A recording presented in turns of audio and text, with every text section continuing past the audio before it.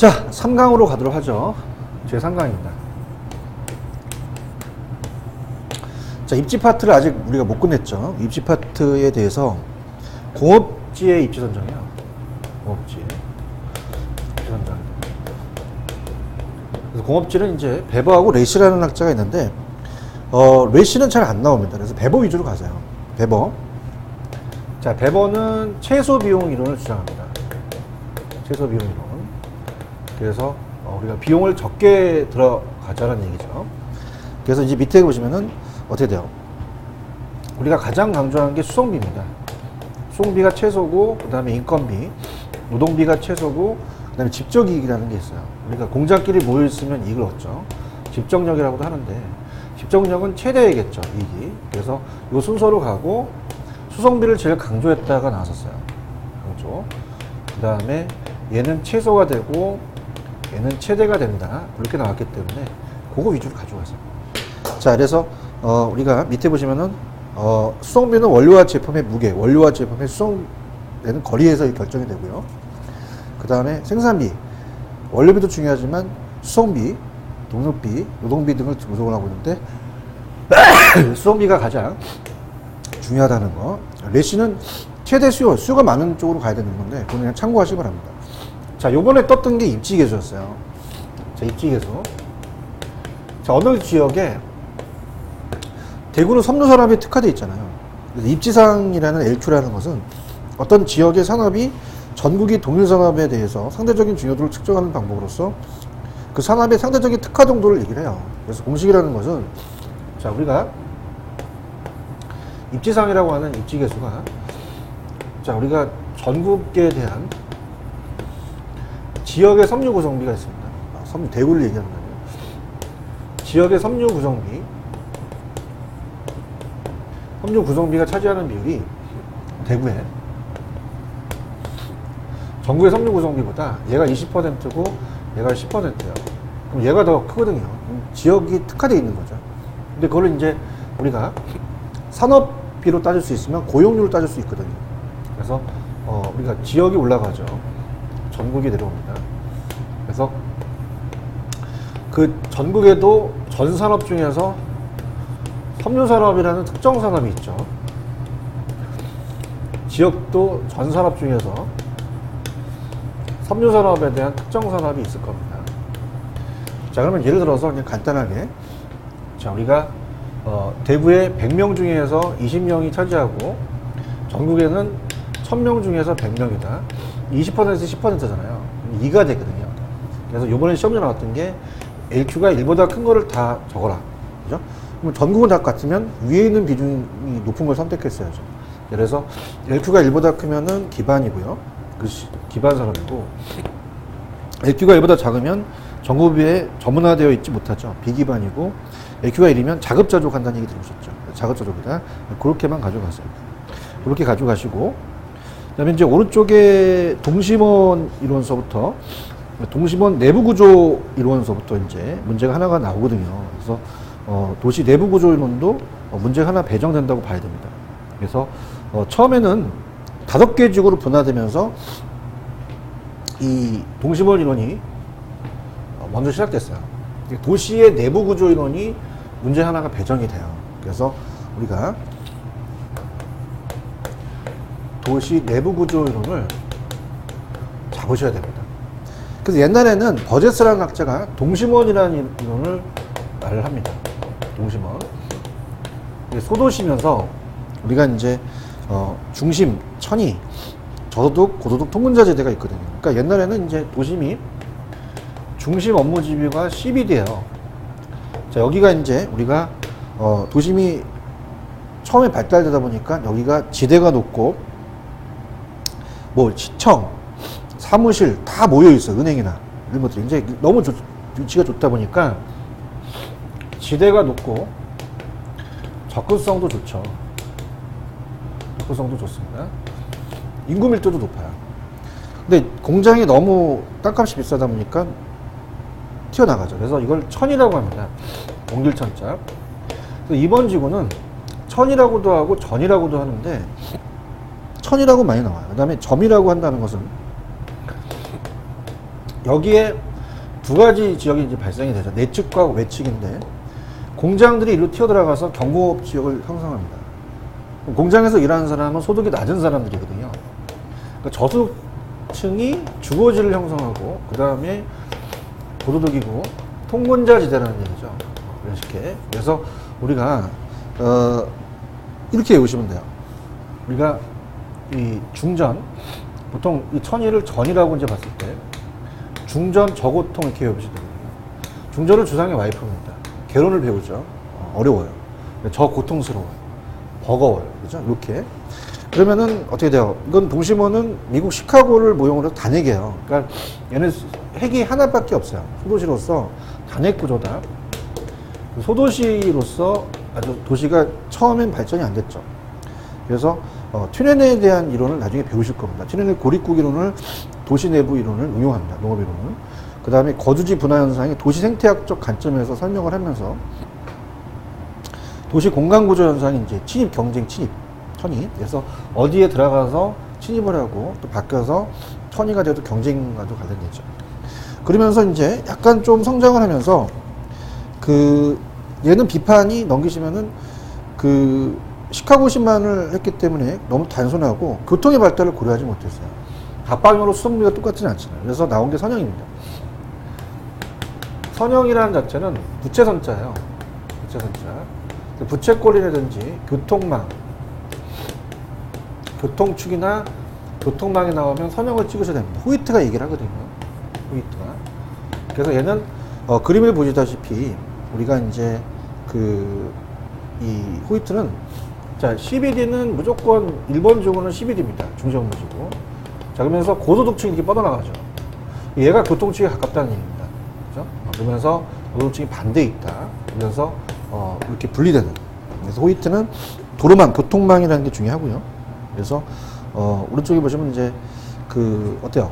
이 가장 중요한 게 이 주거 가격 분포 유형을 분석해서 주거가 높은 주택 가격을 지불할 수 있는 고소득층이 입지 선택을 해서 교통의 발달이 되는 교통축의 형성이 되면서 접근성이 양호한 경우에 우리가 도심과도 가깝다는 거죠.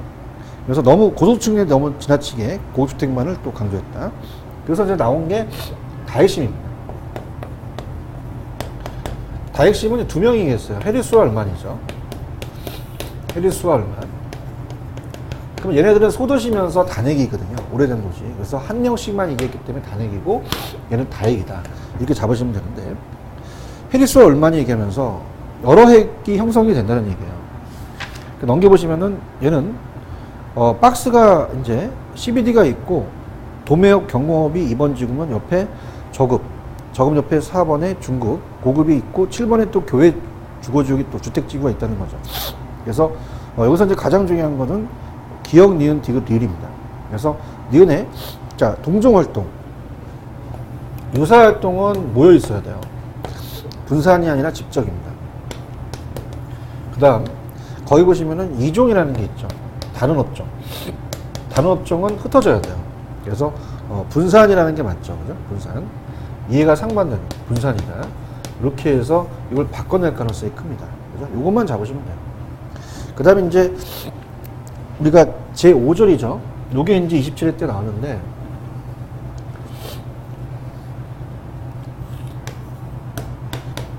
제5절의 지대이론도 한 문제 정도가 배정이 됩니다. 그래서 꼭 알아주셔야 되는데 자 리카도의 차익재설로부터 시작이 돼요. 우리가 그래서 리카도는 이제 우리가 처음 시작을 해서 여기 이제 굵직굵직한 것만 강의를 좀 해보겠습니다. 자 리카도는 차익재설 얘기를 해요. 차익재설.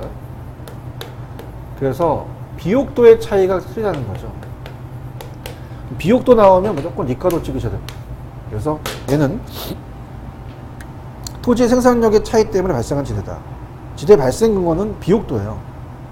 그래서 지대 발생 조건. 그래서 비옥도에 따라 틀리다는 겁니다. 내용에 보시면은 어때요? 우리가 한계지라는 게 있거든요. 자 한계지에는 어떻게 됩니까? 우리가 이제 리카도는 고전압파예요. 고전압파는 지대를 잉여로 봅니다. 하나의 블록으로 보죠. 그 때문에 리카도는 밑에 가시면 뭐가 중요하냐면, 자, 곡물 가격의 상승이 지대가 상승한다. 고가 상승이 지대 상승한다는 것은, 지대가 높다는 것은 어때? 비옥도에 따라 틀리기 때문에 당연히 비옥도에 따라 지대가 상승한다는 거죠. 그래서 불로소득으로 강조했다는 게 중요하고, 그래서 우리가 제일 중요한 것은 밑에 그 평가가 중요합니다. 한계지라는 것은 그 생산비와 곡물 가격이 같고 지대가 제로인 곳이 한계지거든요. 그죠? 그럼 한계지에는 당연히 지대가 발생한 걸 설명하지 못했어요. 그죠? 그래서 못했는데, 자, 이제 신고전압파라는 게 마르크스가 등장합니다. 절대지대설이죠. 절대지대설로 이제 등장을 하면서, 자, 어떻습니까? 자체적으로, 이제 그 자본주의 체제로 바뀌면서 이 토지가 지주가 소유하고 있다는 사유재산 제도를 기초로 둡니다. 그래서 강제적으로 지대를 거둘 수 있다는 거죠. 그래서 신고전압파 애들은 지대를 하나의 생산 비용으로 봅니다. 생산 비용. 그래서 농지가 택지로 바뀌게 되면 개량 비용이 들어가니까 땅값이 올라간다는 얘기죠. 그러면 아까 고가가 높아 지대가 높은 게 아니라 지대가 높아 곡물 가격이 영향을 주니까 이 곡물 가격 안에 지대가 하나의 생산 요소 비용이라는 얘기예요. 그러면 마르크스는, 요게 시험 문제 나왔었어요. 이번 시험 문제. 마르크스는 차액지대설이 아니라 절대지대설입니다. 그래서 우리가 비옥도가 아니라 토지의 소유권을 강조하죠. 그래서 소유권으로서 가진 사람이 강제적으로 지대를 내놓으라 할 수 있다는 거죠. 요구할 수 있다는 얘기예요. 그래서 이게 나왔었어요. 그러면 당연히 한계지에도 지대를 발생시키죠. 그래서 얘는 어떻습니까? 우리가 토지 소유자가 토지를 소유하고 있다는 독점적 지위죠. 그래서 마르크스는 절대지대를 얘기했기 때문에 어떻습니까? 절대적이라는 거죠. 그래서 강제적으로 요구할 수가 있고, 그 다음에 제일 중요한 거는 평가에서 이 체열등제도 지대가 발생한 걸 설명한 거죠. 이렇게 보시면 되고요.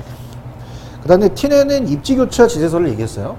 그래서 티넨에 대한 이론이 중요하기 때문에 좀 보겠습니다. 자, 티넨도 하나의 고전압파입니다. 지대를 잉여로 봤는데, 티넨은 아까 이제 이 버제스에 얹으면서 고립국이라는 논문을 썼다고 그랬잖아요. 그래서 얘는 농업입전원을 전개하면서, 자, 안쪽은 집약적이고 바깥은 조망적입니다. 그래서 안쪽은 땅값이 높기 때문에 좀 더 우리가 땅을 줄이고 다른 자본과 노동을 늘리는 거죠. 집약적으로 이용하고, 남은 나갈수록 땅값이 싸니까 지대가 낮고 땅을 넓히고 노동과 자본을 줄인다는 얘기입니다. 그죠? 이렇게. 그럼 우리가 안쪽은 땅값이 비싸면서, 자, 얘가 있을 때는 교통이 발달하지 못했어요. 그래서 다 우마차 시대입니다. 자동차가 없었죠. 그럼 모든 농산물이 들어왔다 나가거든요. 나가면 나갈수록 수송비가 많이 들어가요. 많이 들어가고, 안쪽은 수송비가 적게 들어갑니다. 그럼 수송비에 따라서 지대가 형성이 된다는 얘기죠. 얘 강조하는 게 수송비예요. 그래서 얘는 고립국이라는 논문, 그러면서 수송비의 절약분이 지대다. 그래서 곡물가격 한계지의 재상 생산비 수송비 결정하며 그 곡물가격 차이, 시장과의 거리 차이에서 곡물 수요 수송비의 절약분만큼의 지대를 발생시킨다. 그래서 수송비를 강조했다는 것만 여러분들 좀 가져가시면 됩니다.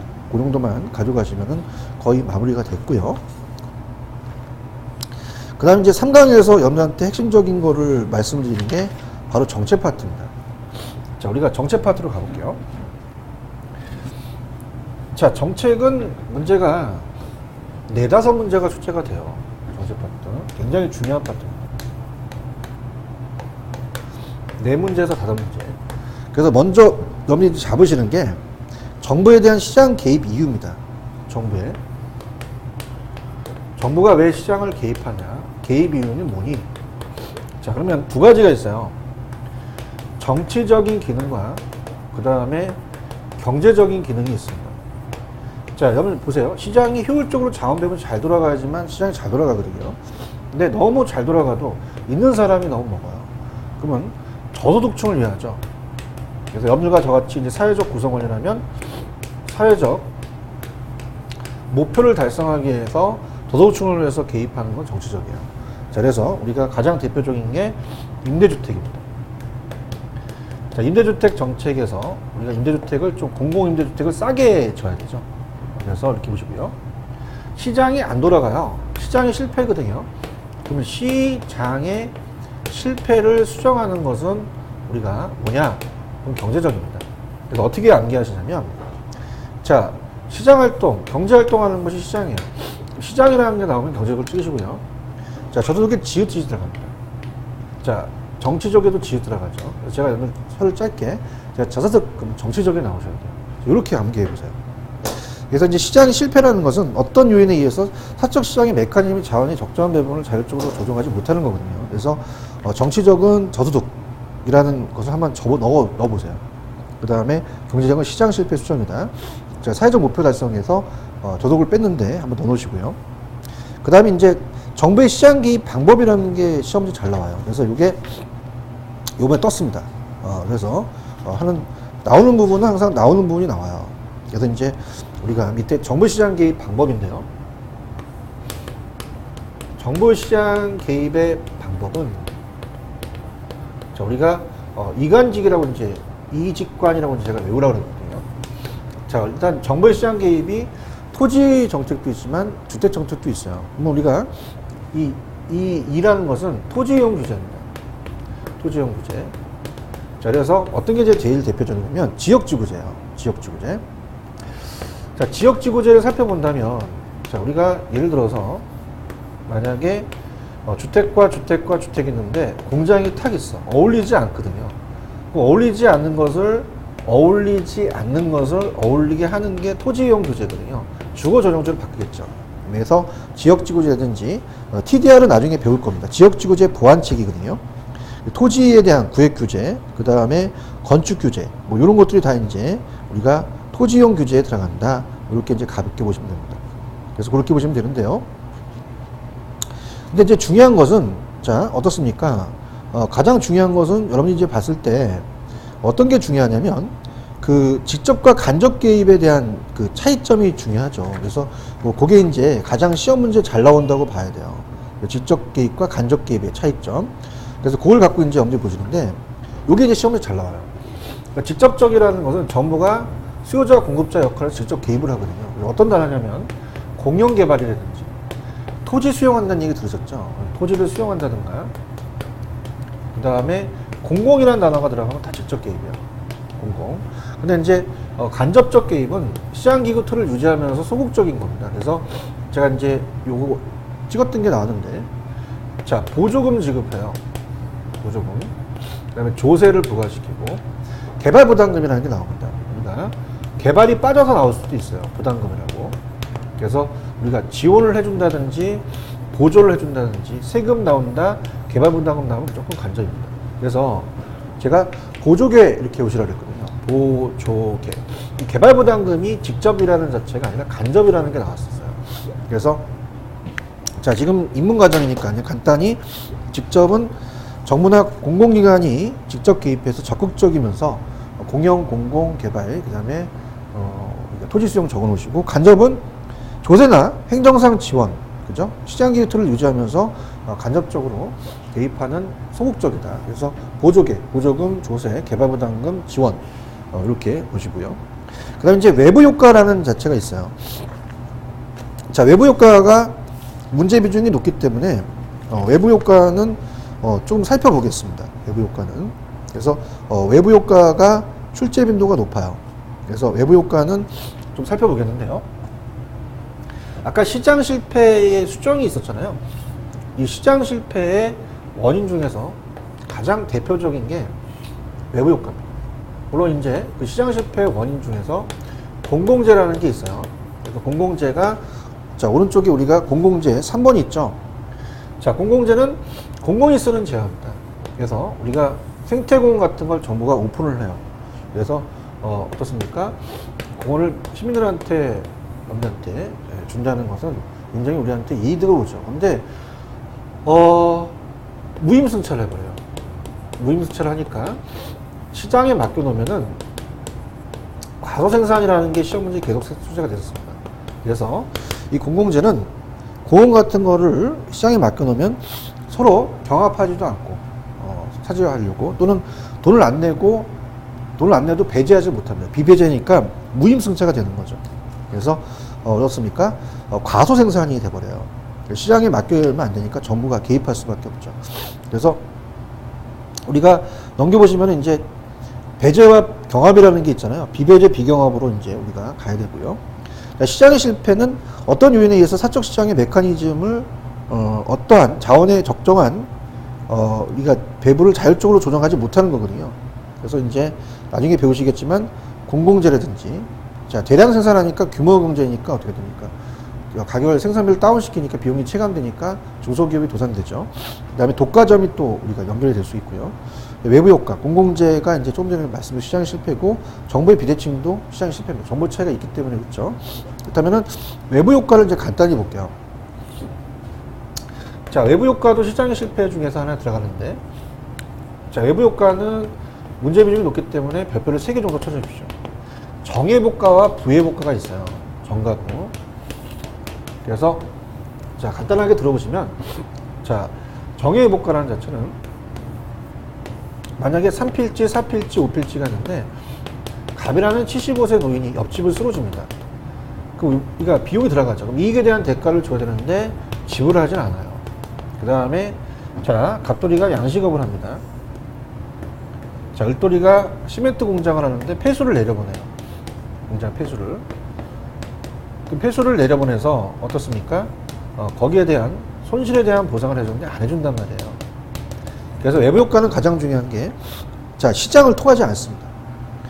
그 다음에 이 거래 당사자가 아니라 제3자, 다른 경제 주체에 의해서 의도하면 의도하지 않았다 그래야 됩니다. 그래서 우리가 비용 면에서 우리가 이 자체적으로 개인이 부담하는 비용이 사적 비용이고, 개인이 편익이 사적 편익이고, 사회가 부담하는 게 사회적 비용, 사회적 편익이거든요. 그래서 정예복과와 부예복과가 있죠. 그래서 이 두 가지 자체를 이제 봤을 때, 자, 생산면에서 본다면요, 생산과 소비가 있어요. 생산 위주로 갈게요. 개인적인 사적 비용이 쓰레기봉투가 많이 들어갔어요. 그러면은 사회적 비용도 많이 들어가니까 과소생산이 됩니다. 정부가 개입해서 보조해 줄 수밖에 없다는 거죠. 자, 편익은 어떻게 됩니까? 편익은 사회적 편익이 더 큰 거죠. 보조금을 지급해야 되고요. 자, 부예복과는 어떻습니까? 우리가 자체적으로 생산면에서 봤을 때, 이 폐수가 오염되는 것을 사회가 부담해야 돼요. 사적 비용보다는 사회적 비용이 많이 들어가죠. 이건 얘가 과대 생산한다는 것은 적정 배분이 안 되잖아요. 그러니까 정부가 규제를 해서 또 개입할 수밖에 없다. 이렇게 갑니다.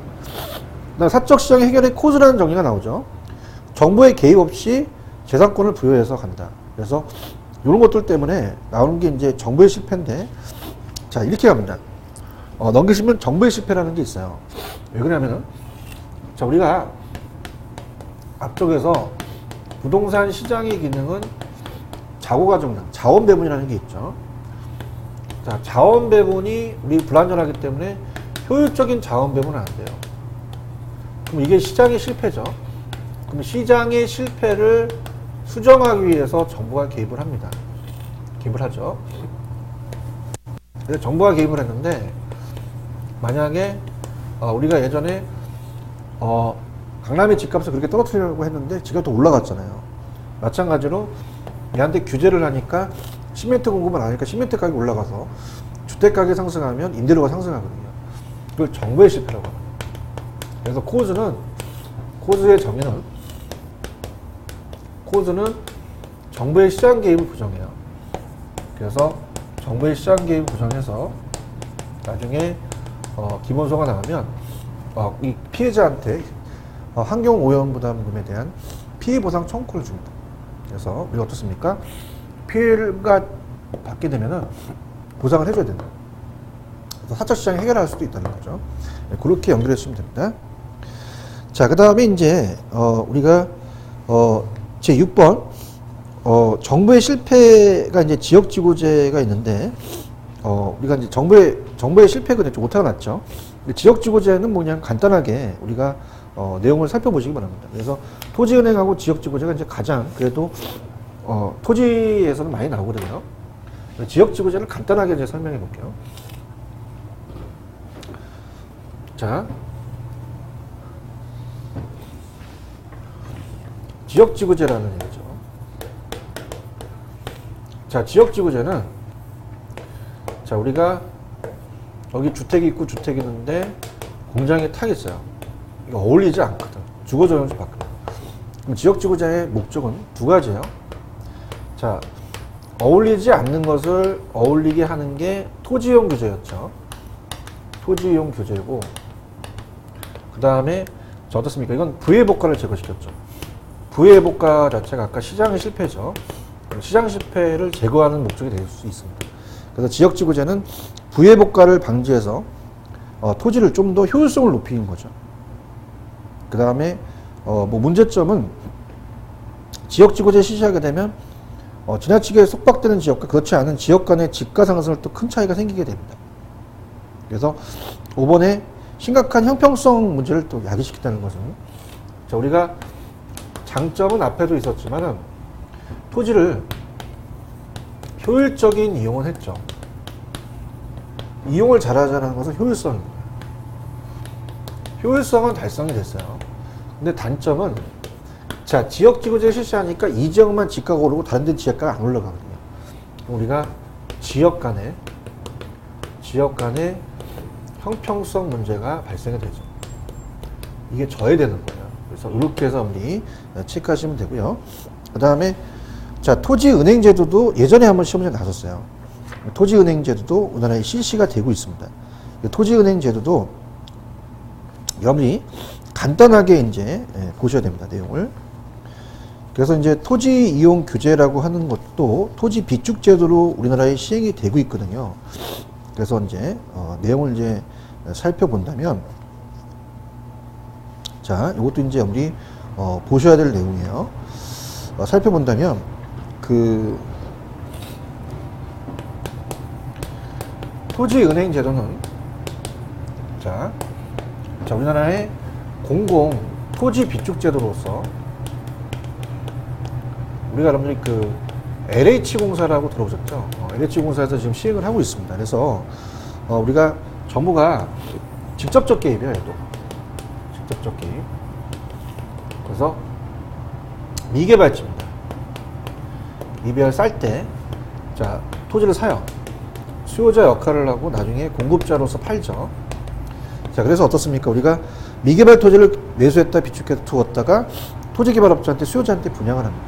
그래서 밑에 우리가 현재 토지이용이 아니라 미래 이용을 위해서 정부가 공사들이 미리 낮은 가격으로, 중요하죠, 싼 가격으로 미개발지를 매입해서 비축했다 토지 수요의 증가에 대응해서 토지를 수요자한테 매각하거나 임대하는 제도죠. 그래서 넘기시면은, 자, 가장 중요한 게 어떤 거예요? 자, 무계획적 개발, 난개발을 막을 수가 있고요. 근데 가장 중요한 게 정부가 토지에 매입하여 증가된 토지를 매각해서 개발이익을 사회에 환수할 수 있죠. 개발이익 환수 제도에 들어갑니다. 근데 이 토지 비축을 위해서는 매입비가 많이 들어가요. 그 다음에 우리가 또 여러 가지 빈민들이 또 무허가 주택을 질 수 있으니까 관리 문제도 생길 수도 있죠. 그 다음에 정부가 땅을 샀다는 소문이 들면 주변 땅값이 올라가죠. 그래서 토지를 매입해서 증가된 토지를 매각할 때 정부가 투기자 역할을 또 할 수 있다는 자체. 자, 그렇게 여러분이 보시면 됩니다. 그 다음에 이제 그게 이제 토지 정책에서 가장 중요한 거고요. 그 다음에 이제 주택에서는 임대료 규제 정책이 그 다음에 이제 중요합니다. 그래서 시험에 나올 수 있는 포인트만 잡아봤어요. 임대료 규제입니다. 자, 임대료 규제 정책은 임대료를 규제해요. 분양가 상한제라고 하잖아요. 최고가격제라고 얘기하거든요. 자, 그래서 우리가 가격과 양이 있다. 공급과 수요가 만나서 균형을 이루잖아요. 그래서 여기가 만약에 균형 임대료, 그죠? 균형 임대료다. 그래프를 이제 이쪽으로 이제 옮기겠습니다. 약간 안 보이실 것 같아서. 자, 그러면은 가격과 양이 있다. 그래서 자, 공급하고 수요다. 균형을 이루잖아요. 여기가 이제 균형 임대료가 되고 시장 임대료가 되거든요. 균형량이 되고. 그럼 여기서 이제 최고 가격제이기 때문에 가격을 7,000에서 6,000으로 떨어뜨려 버려요. 그죠? 그러면 초과 수요가 물론 되겠죠. 그래서 초과 수요가 돼서 이제 장기적으로는 좀 안 좋아지고 문제가 발생이 되지만 가격을 높였을 때는 아무런 변화가 없습니다. 가격을 규제 가격을 만약에 8,000원으로 올렸다 그러면은 더 높이지도 않고 다시 균형으로 오죠. 아무런 변화가 없다는 얘기입니다. 그래서 낮게 설정했을 때 문제가 되는 거죠. 높게 했을 때는 아무런 변화가 없다는 거. 자, 그래서 이제 어떻습니까? 우리가 낮게 하면 초과 수요가 발생을 해요. 임대부동산의 부족 현상이 발생하고 특히 단기보다는 장기에 더 많이 줄이겠죠. 그래서 임대부동산의 공급량이 더 감소하고 임대주택에 대한 자금 투자 기피, 기존 임대주택을 다른 용도로 전환시킵니다. 고소득층에 비해 상대적으로 운성적인 지불을 하기 위해서 어려운 저소득층의 임차인들은 집을 구하기가 어렵죠. 그래서 암시장이라는 게 형성이 돼요. 그래서 자, 이만큼의 수요지만 공급은 요만큼밖에 없어요. 원하는 사람이 또 집을 사는데 뒷거래가 이루어지죠. 9천만 원에 팔릴 수 있다는 3천만 원의 프리미엄이 생기죠. 그래서 암시장, 블랙마켓, 암시장이 형성이 되고요. 그 다음에 어떻습니까? 기존 임차인들의 이동이 저하되겠죠. 물량이 적으니까. 질적 수준도 저하되고, 그 다음에 또 신규 임차인들이 외곽으로 나가야 돼요. 외곽에 또 출근하는 교통비가 많이 들어가고 혼잡이 되니까 사회적 비용도 증가하겠다. 이렇게 염두에 보시면 됩니다. 자, 그렇게 보고요. 그 다음에 여가가정과 주거분리라는 게 있죠. 그래서 우리가 여가가정과 이제 주거분리를 이번에 시험을 나왔었어요. 주택의 여가가정과 이제 주거분리를 이제 본다면, 자, 이렇게 봅니다. 자, 주택시장의 여가가정이에요. 자, 이건 여러분이 가볍게 보시기 바랍니다. 만약에 고가주택이 있어요. 그래서 우리가 이거 상위 계층이라고 얘기합니다. 그 다음에 하위 계층. 그래서 반짝반짝 별이 빛나고 얘는 금이 많이 갔다고 봐봐요. 그래서 얘는 저가주택이다. 하위 계층이라고 합니다. 이렇게 내려오는 것을 우리가 하향여가라고 하고요. 이렇게 업그레이드 돼서 다시 업이 되죠. 업그레이드 올라가잖아요. 상향여가입니다. 그래서 간단하게 나중에 또 기본소유 할 거니까 그냥 쉬워요.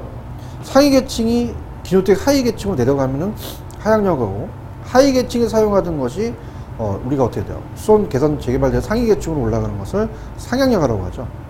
그럼 당연히 상향이 되게 되면 소득이 많아지니까 사람들은 고가를 찾아요. 저가주택 수요는 감소하겠죠. 그 다음에 요번에 나왔던 게 주거분리였습니다. 주거분리. 그러니까 주거분리는, 자, 경계지역에 의해서 어떻습니까? 고소득층 주거지역과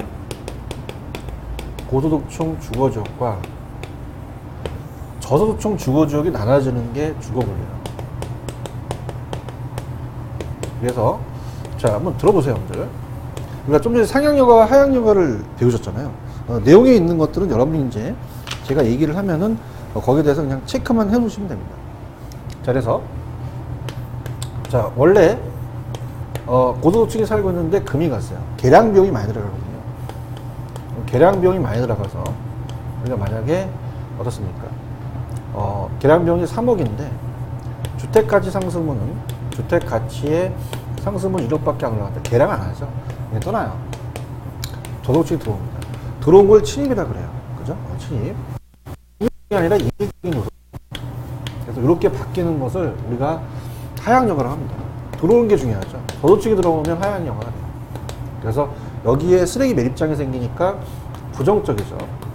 부의 외모가가 생기겠고요. 자, 얘는 반대입니다.